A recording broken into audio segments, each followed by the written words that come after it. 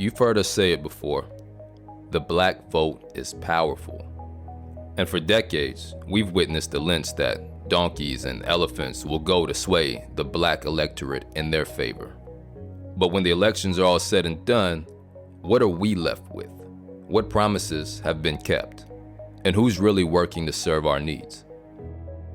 I'm Jay with Push Black, and in the season 3 finale of Black History Year, we're examining the actions we must take to reclaim our power in the political ecosystem. We couldn't think of anyone better than Candace Hollingsworth to navigate this conversation. Candace was the youngest and first black mayor of Hyattsville, Maryland in its 135-year history. After serving her community in this role for 5 years, she made the difficult choice to step down, and she formed an organization that will soon become an independent political party. That's right, Candace now serves as a co-national chair of Our Black Party, a group that exists to advance a black political agenda and address the needs of our people. We deserve better, y'all. So as we wrap a season that's been focused on fighting forward, let's talk about what we deserve and the political actions we must take to go get it.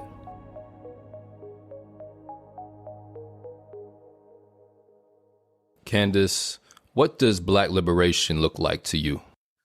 Black liberation to me is more about what it feels like. It's what I don't have to worry about. I was telling a friend of mine not too long ago, actually, they were asking if I felt that my kids would want to get into the work that I do, if they wanted to get into politics. And I said, you know what? I got into politics because I wanted to make the world different for my kids. I hope that my kids don't feel like that responsibility is all on them.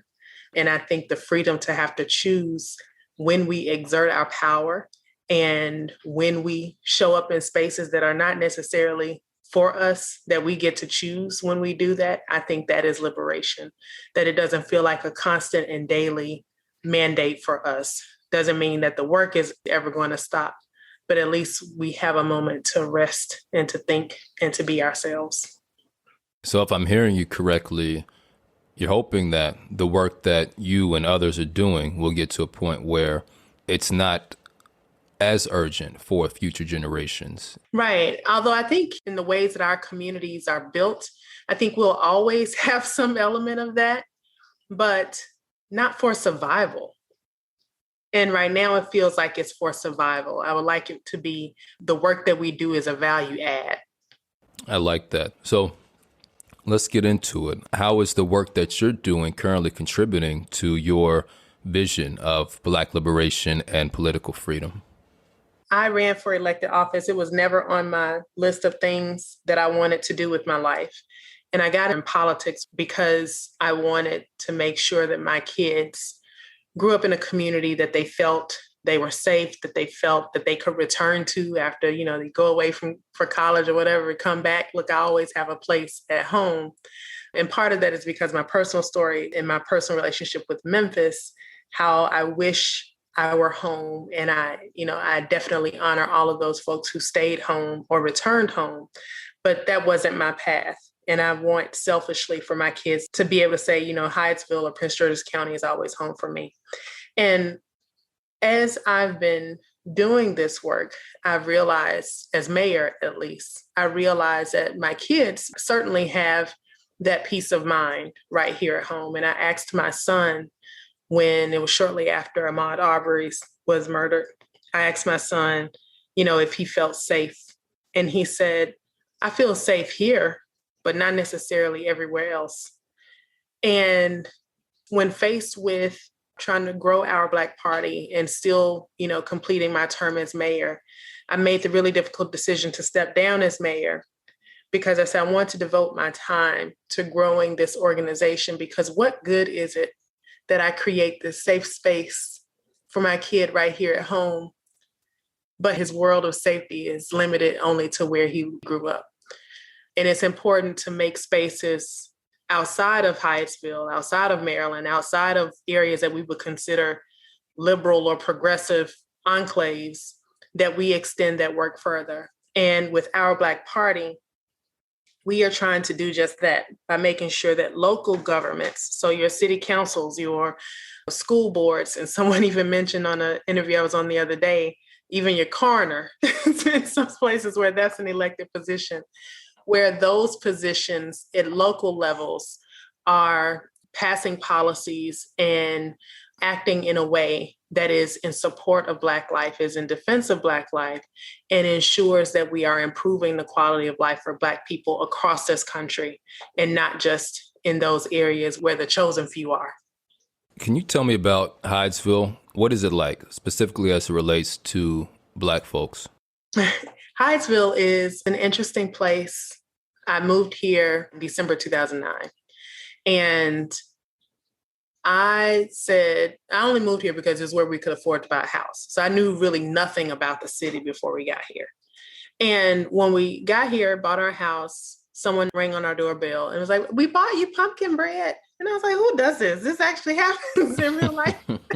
And so I was like, okay, that's really small townish. You know, it's a small town, small city, right at 20,000 residents, 3.5 square miles. But in those 3.5 square miles, we have 2 metro stations. You can get to DC in less than 10 minutes. So it's a lot of amenities. The demographics of the city is like a third, Black, white, and Hispanic. But it wasn't always like that. Hydesville is one of many municipalities in Prince George's County, or many cities in Prince George's County, that are relics of sundown towns. You won't necessarily find Hydesville on the books as a sundown town, but for all intents and purposes, the way that it behaved, when you look at land records and deeds, the city functioned very much like a sundown town. In fact, one of the neighboring cities is a documented sundown town.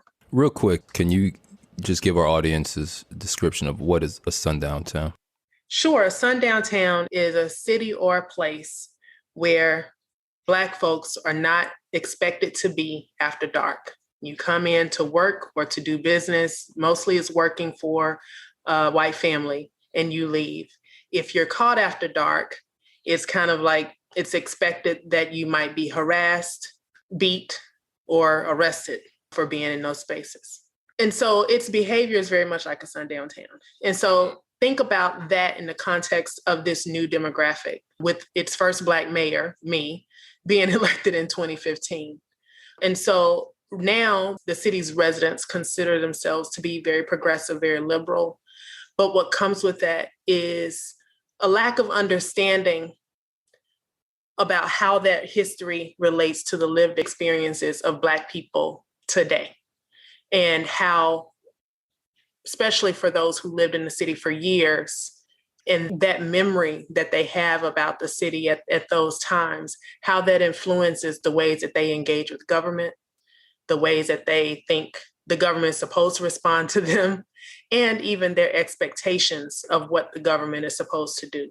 And so my approach to governing was really to make sure that we started from a place of, look, everybody, no matter where you live, who you are, my goal is that this city serves everyone in the way that they need.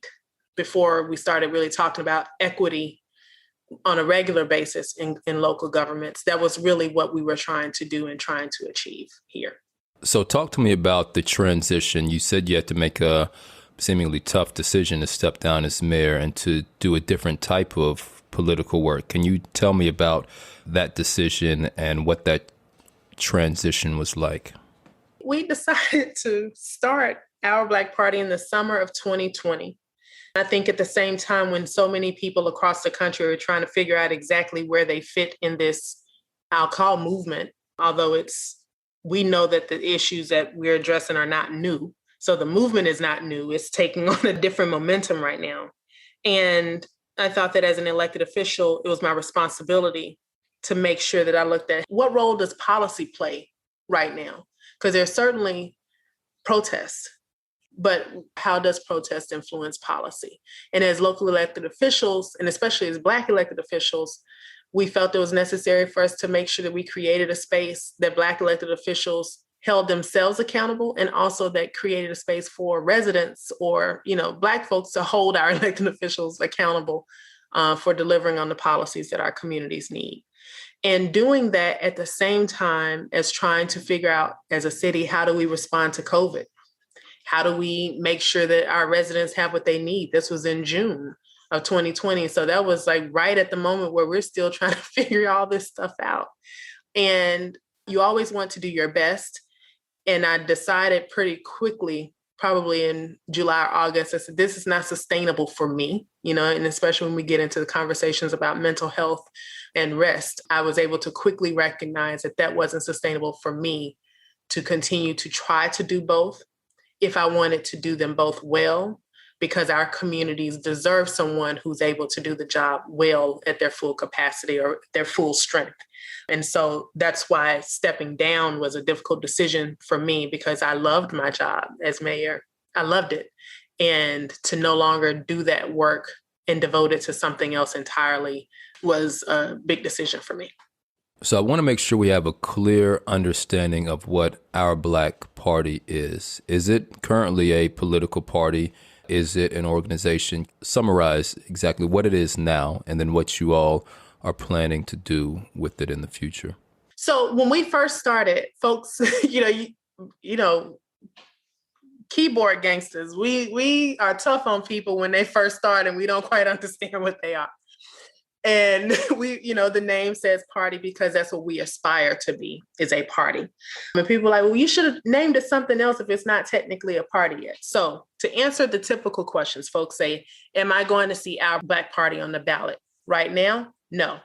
But here's the thing about political parties in this country. Political parties all start as political action committees, or as you often hear in conversations, PACs.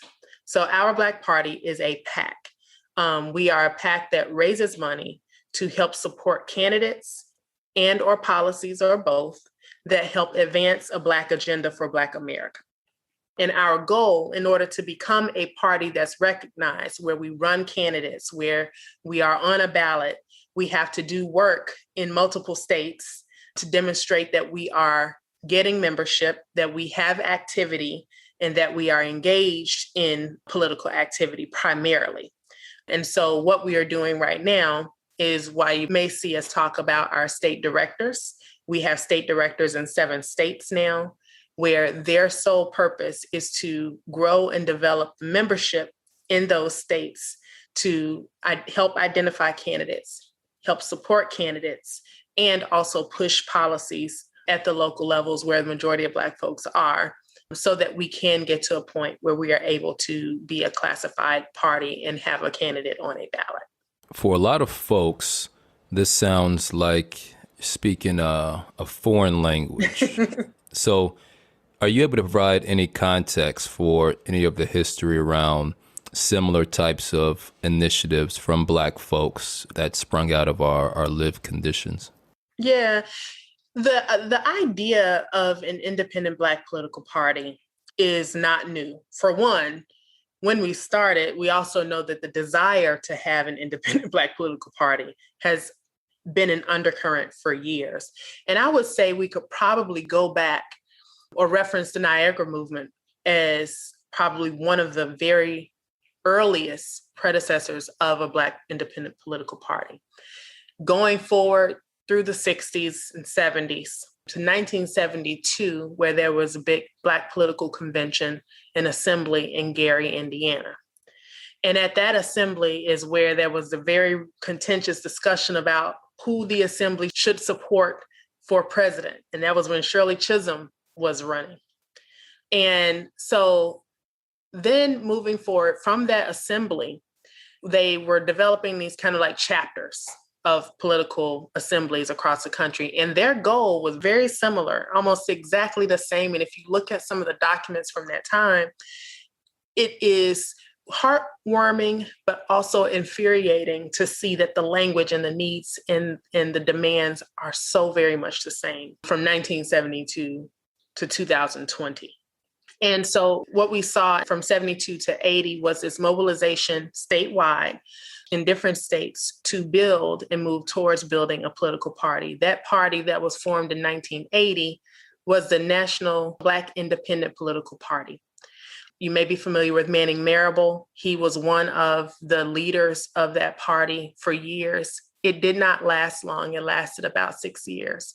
And there have been different iterations of political parties, whether they were state level, like we're talking about Mississippi Freedom Party with my favorite lady, Fannie Lou Hamer, but that was still within the context of Democratic Party. We have different iterations of that across decades. But the thing that is common in all of them, unfortunately, is that they have not lasted long.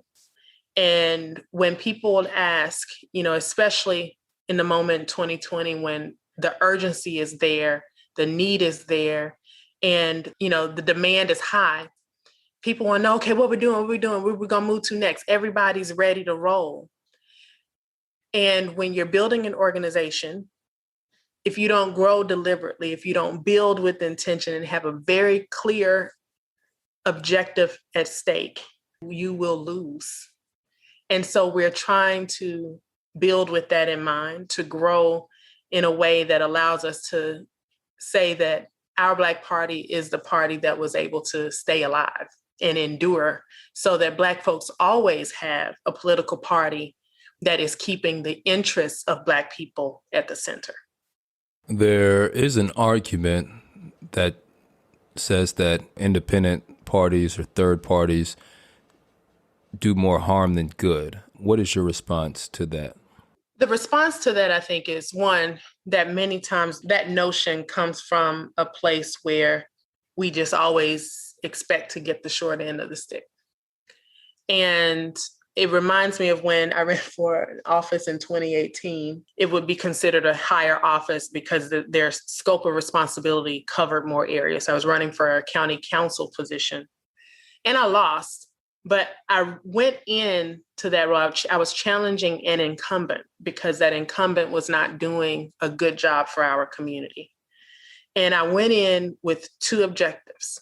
One was to either A, win, and I knew that I had the ability to do the job at the level that we needed, or B, that person would get better because they recognize that, I can't sit and just, wing it for 4 more years, because there are clearly folks who are ready to take this job away from me. And I think when it comes to third parties or factions, whether they're actual parties or not, that are basically making the voices of folks who are not typically consulted or who are typically taken for granted known, and acknowledging that there is real organizing power around it, I think that makes the system as we know it bend a little bit more to our will.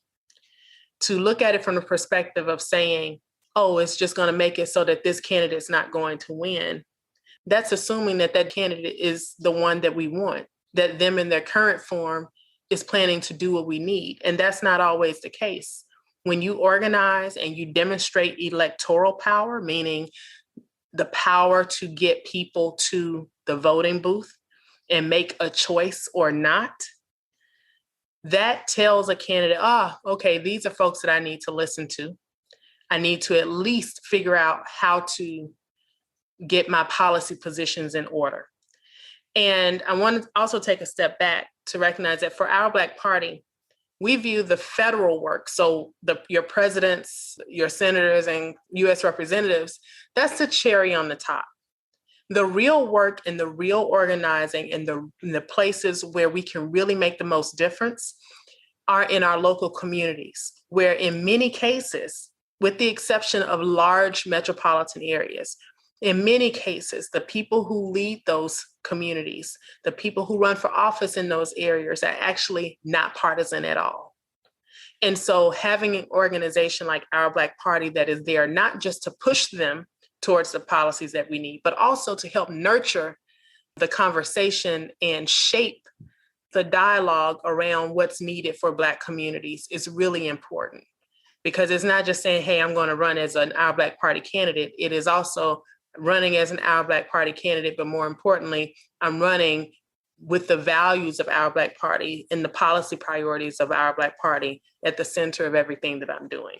So, in your opinion, do you think Black politicians largely have the best interest of the community in mind or the best interest of the party in mind? I like to believe that Black politicians have the interests of the community in mind. I like to believe that. But I have seen how politics works. And there comes a time when politicians become self-interested and they want to be the seat of power. And they make decisions and concessions many times on the backs of the communities that push them to office in the first place. I think about where I am in Prince George's County, which is most times when people hear about Prince George's County, they think of one of two things. They either think, oh, that's the wealthiest, predominantly Black county in the country, or they think about Kevin Durant in basketball and something in the water. It's one of two things or both. But you think about a county like Prince George's County, where my kids are growing up, they see Black leadership everywhere. They see it everywhere. I mean, from the county executive down to the school board members.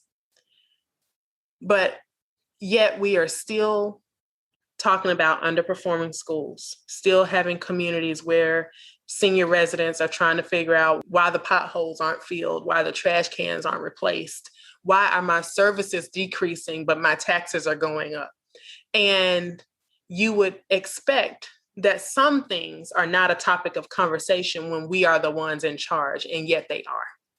And so I can't say that while I know that what I believe drives Black politicians into public service is the community, because we like to keep people there, and because, we're like, oh, that's that person. We definitely try not to challenge each other. We end up over time with politicians who become comfortable and become themselves status quo. And we have to also get comfortable with challenging that without thinking that challenging the Black politician or the Black elected official or the Black leader is somehow being a traitor to our communities. That means we need to do more work of building future Black leaders and instilling a culture of leadership and service in all of us so that there's always somebody ready to take that space. So you all started our Black Party in 2020, and in 2020, there was also a young upstart politician named Kanye West that came in, and he was critical of the Black community's allegiance to certain political parties. I'm interested in your opinion. What was he right about? What was he wrong about, in your opinion? He's absolutely right about our allegiance to it. But our allegiance to Democratic Party doesn't mean that then you now become foolish puppets for the other party, especially when the leader of the party at the time, being the president, was the person that it was. What he's right about and what would have been more helpful is kind of doing what I was mentioning earlier, talking about our interests. The things that we experience in our communities have very little to do with Democrat or Republican. We are often talking about things that just make our lives better. We're talking about, do our kids have a better place to go to school? Can we travel through our community safely? Are we able to purchase home and ensure that that's an investment that's going to last for the next generation? Can we get a loan? That's not political. I mean, of course, for other folks, it's political, but for us, it's not political. And yet, we don't have anyone or any organization that we could say, this is what we want. This is what we need. What is your response to that outside of a presidential election or a presidential race? And it's beyond time for that. And so he's absolutely right in that, we have had a blind allegiance that needs to stop. But I think the alternative that he picked is not the right one. So talk to us about our Black Party's political agenda. What is that rooted in? Are there any key principles? Yeah, so the agenda that we've adopted as a framework, so a foundation for what we're doing, is the Black to the Future Action Fund, Black Agenda 2020. And that was a result to do a Black census a couple of years prior to that to find out what were the issues that were top of mind for Black people and Black communities that they felt would make them feel powerful in this country. And so that's, powerful in different areas, whether it's the economy, whether that's communities, in the electoral system, in healthcare, whatever that might be. And so we've used that as a framework to help guide us, one, in how we think about policy and helping Black elected leaders who are members of our Black Party to craft policy, but also how we shape our positions on different issues. So looking at it through the lens of, okay, what does the Black agenda say about this? Or what would viewing it through the lens of the Black agenda mean? How would that shape our position? And we are starting from a place that, or beginning a place where this is a start. And then there are so many other components of this that would be beneficial for Black folks. Like when we talk about the job guarantee program, universal basic income, for example. Some of those programs and initiatives, student loan cancellation, which is part of it, but those are initiatives that may not necessarily be at the moment embedded within the existing Black agenda, but we know that the impact on Black communities is far greater in a positive way if they were to be passed than they would be on any other. And so we are trying to approach our work leading with Black agenda at the center, because all of us, any of us who have been elected, we know that there are times where what the Black agenda demands might be at odds with a position we might have taken. And if as leaders, if as members and elected leaders of our Black, we are to push an agenda, we have to make sure that we are aligned with that agenda in all areas. That doesn't mean, however, that we assume that all Black folks agree on every single part of the agenda, because let's be honest, not everybody's sitting around a table talking about policy all day long. But we do know, and I think we can say very easily, that all Black folks want Black folks to be able to live and prosper. And so while one issue might not be top of mind for me, if there's a segment of our community that needs it, and it would make their lives incredibly easier and better and have that feeling of liberation, then it's, in my opinion, it's my responsibility, my obligation to make sure that we're able to achieve that. Are there any examples of local Black politics that you look to or admire in terms of the Black community and Black politicians working together for the best interest of Black people specifically? So I have a past and a present, if that's okay. For sure. The past for me is, and this is probably going to be a bit controversial, but Marion Barry. And that is something that I've come to learn and appreciate as an adult. My first understanding of Marion Barry was as a 9-year-old, 10-year-old or something like that, watching the news and my parents saying, oh, they didn't call him smoking crack. And I knew that was a problem. And from that point on, especially not growing up in Washington, D.C., from that point on, my understanding of Marion Barry was that he was a failure. Then when I got here and I got to Prince George's County, and there are a few politicians whose style and commitment to community I admire, only a few here that I admire. And almost all of them have one thing in common, and they say, Marion Barry got me my first job. Or Marion Barry, he helped me understand politics, or he got me exposed to this. This is why I'm interested in it. And getting to see the impact that one man has had on so many people's lives, whether they're politicians or your regular Black folks, and the reverence that Black folks have for him, you cannot help but respect it when you're in this area, in this part of the community. He had a style, I've come to learn, that over time, we as Black elected officials have tried to divorce ourselves from, right? Our understanding of what it means to be a politician is more of like a Barack Obama era, or now, thankfully, kind of like Ayanna Pressley, and, where Black folks are able to show up a little bit differently than we had to before. But we automatically assume that Black politicians who are trying to get people in their communities jobs, that they're crony folks, that that's necessarily a bad thing. But in the time when they came up, that was a necessary thing, and they did it unapologetically. And so I wish certain parts of that were still part of the way that we approached politics, not in ways that are unethical, but just in ways that we were like, I care about Black folks and I'm doing whatever I need to do to make sure my community is taken care of, period. My present day example would be probably Milwaukee, where there's Marcelia Nicholson, who's a county supervisor. She's Afro-Latina. David Crowley, who is the county executive. And there's also Mandela Barnes, who's the lieutenant governor there. And I feel like I'm missing someone. But all of them are working hand in hand.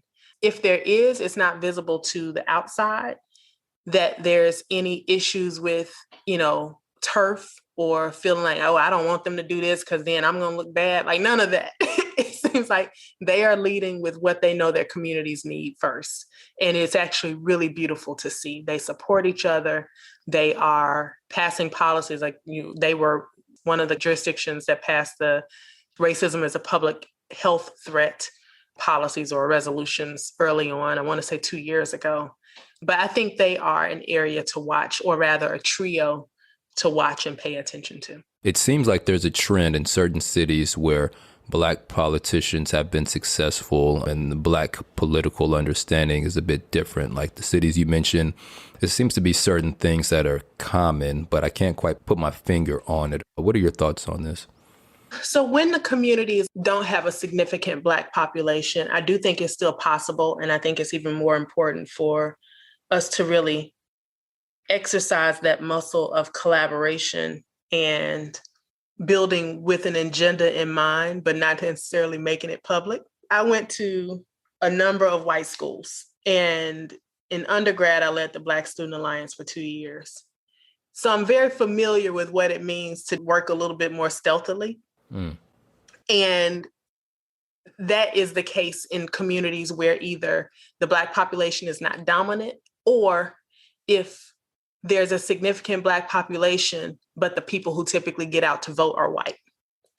And I would say that's kind of the case in Hyattsville. So as I matured in getting more comfortable in sharing my politics and being a bit more transparent about where I stand on things, some folks were surprised because I think in their mind, it was all probably almost like, oh, I forgot she was Black.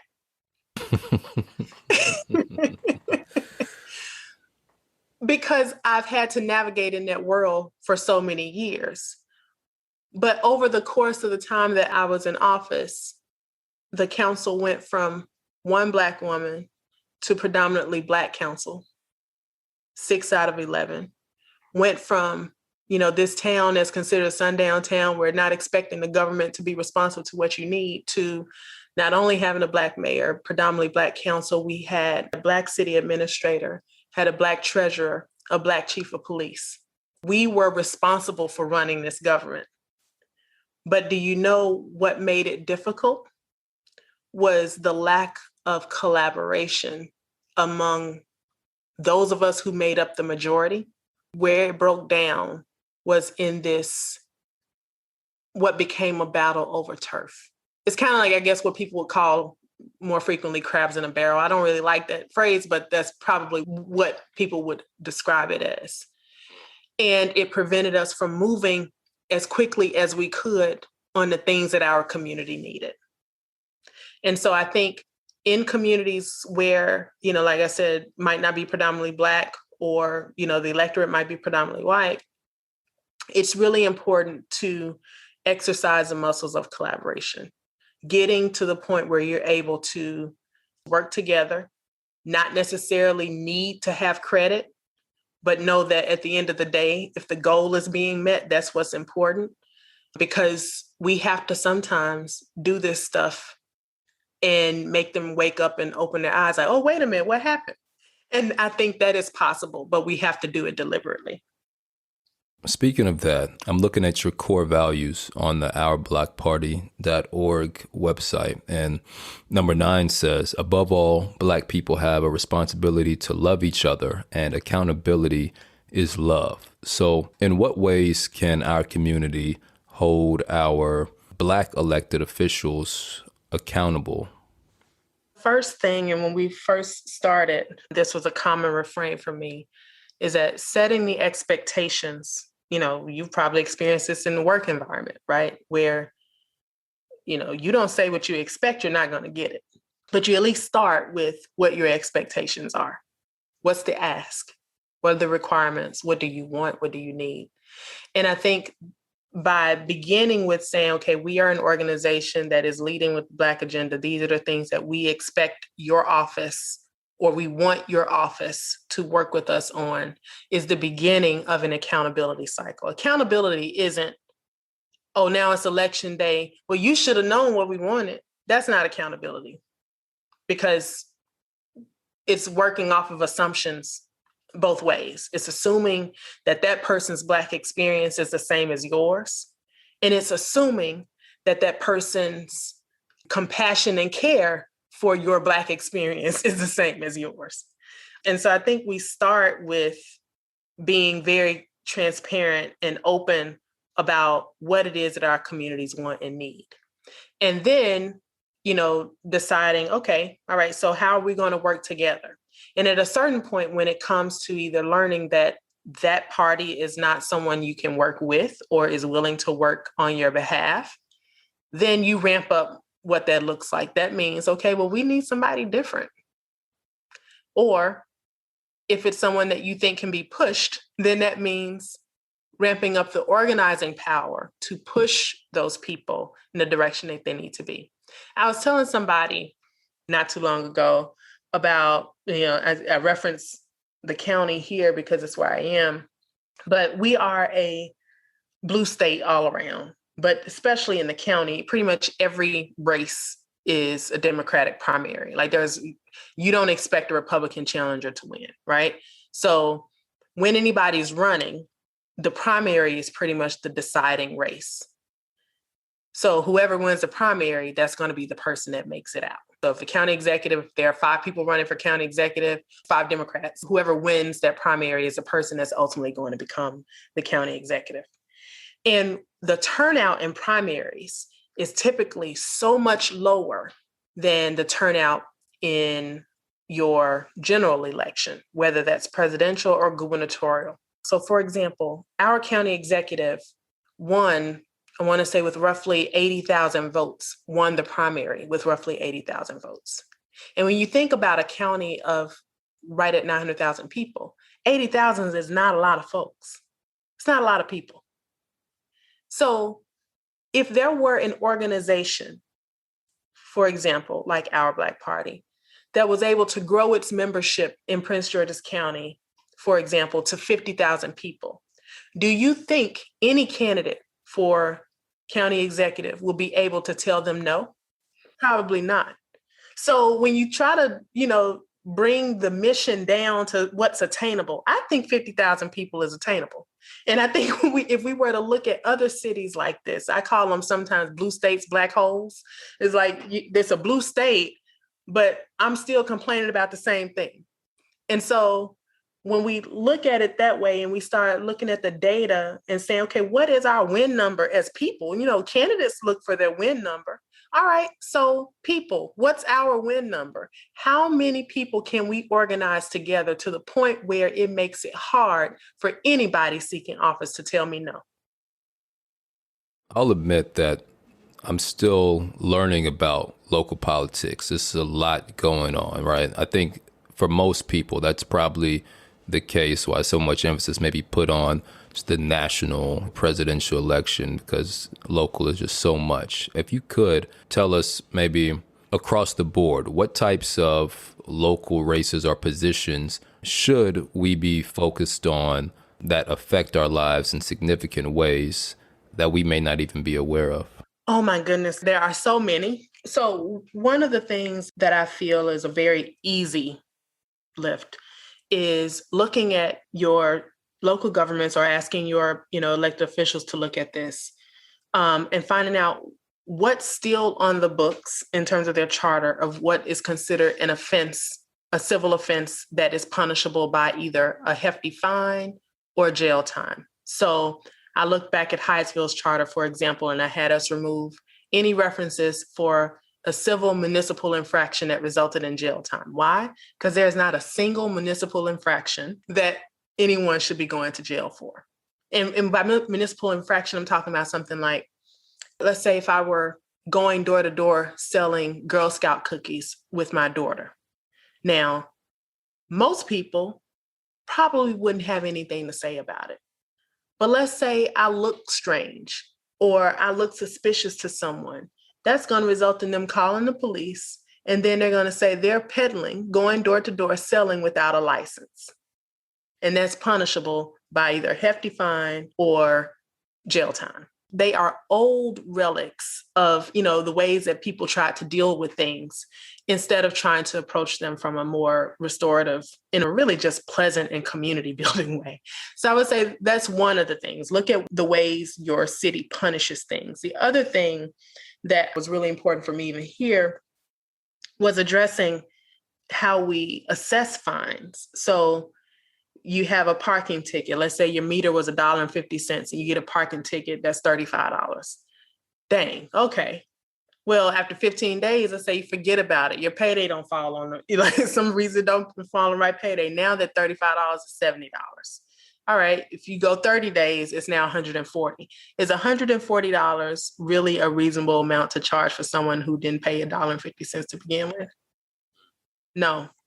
I would challenge everyone to go through an exercise, because one of the things that white folks do, and I hate to be so candid about it, but one of the things that white folks do, I often find myself sitting thinking, wow, I would never think to call somebody about that.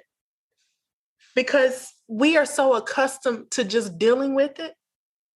So go through your day as if you feel your day should be as carefree and barrier-free as possible. And the things that pop up in your mind as, oh, I wish that wasn't here, or I wish I didn't have to do that, write it down. Sometimes many of those things are things that are within your municipality's control. So it might be, this sidewalk here is all, every time I have to walk around the corner because this sidewalk doesn't connect the right way. Or if I'm in a wheelchair, I can't get down this ramp because this ramp doesn't connect. That's something your city should be taking care of. I'm walking the dog and I'm seeing pet waste everywhere. Nobody's picking up their stuff. Guess what? That's something your city's supposed to be taking care of.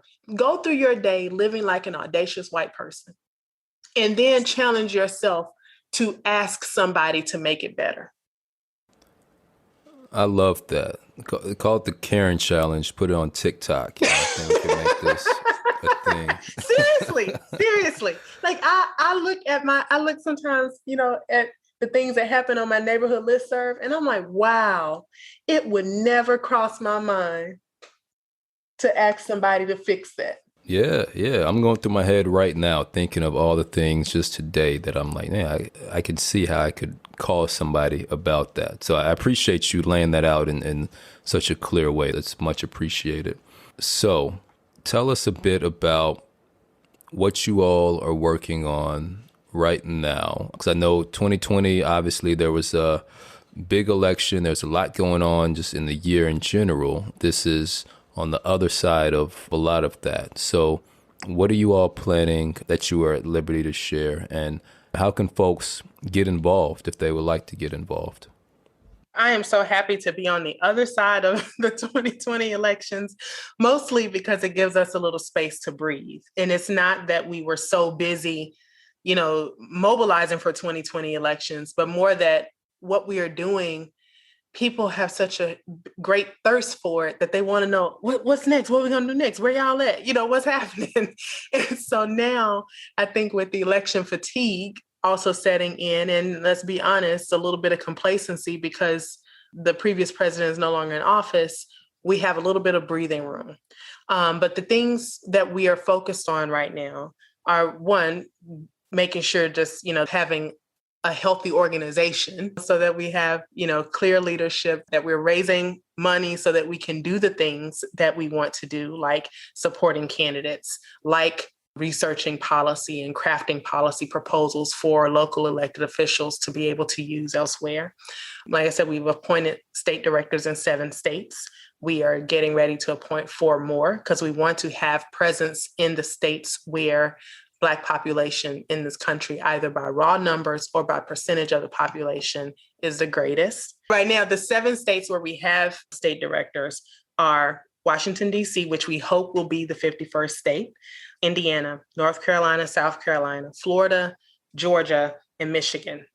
And then the next 4 states we'll have are Texas, Virginia, Pennsylvania, and New York. And then we'll get to Alabama and Mississippi. Those are the 2 that we would need to do after that to really make sure we have the presence that we desire, Alabama, Mississippi, and California. And so we're focusing on growing the membership there and also growing the network of organizations there, because we know that the work that we are part of an ecosystem and we cannot do what we're doing by ourselves or in a vacuum. And then on the policy side, our priorities this year are to see through or help push for a passage of For the People Act and significant voting rights legislation this year. And we are also working to craft policy examples so that even if For the People Act does not pass or passes in a very distilled version, that we can pass companion legislation at state or local levels, because many of those areas that have home rule meaning that the cities can decide how they govern themselves. So for example, in Hyattsville, we've passed legislation where 16-year-olds can vote in our local elections, non-citizens can vote in our local elections. And as of this recent election, I put in legislation in 2018, so well before COVID, where every resident automatically gets a ballot mailed to their home. So those are things that many cities and, jurisdictions across the country can decide to do on their own if they pass the policies to do it. So we want to work to help, of course, pass it on the federal level, but help work with those local jurisdictions that have the ability to pass significant reforms with their local governments in the event that For the People does not pass. And so still continuing to build, and growing members. We really want folks to get connected with us, to share with us what your priorities are. And so you can join us at www.ourblackparty.org. And I'm also very open to getting emails from folks to share their talents too, because we are right now pretty much volunteer run. And we are raising money so that we can have staff to be able to support the work that we're doing. So if people have treasures and time that they want to share, we certainly appreciate that as well.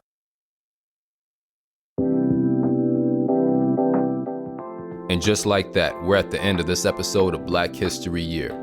This podcast is produced by Push Black, the nation's largest nonprofit Black media company.